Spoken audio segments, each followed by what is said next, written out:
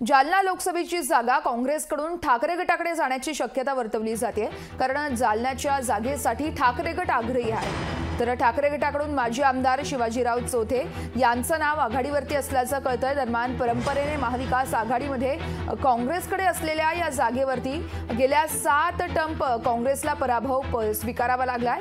त्यामुळे आता ठाकरे गटाकडे ही जागा दिल्यास भाजपचा पराभव अटळ आहे, अशी प्रतिक्रिया शिवाजीराव चोथे यांनी दिली आहे।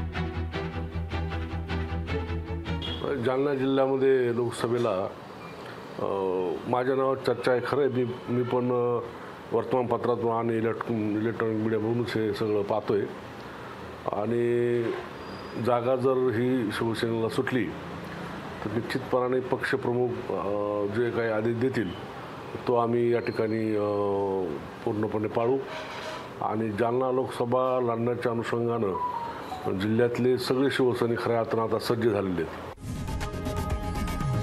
लोकशाही मराठी ऐका, पहा, जागरूक रहा।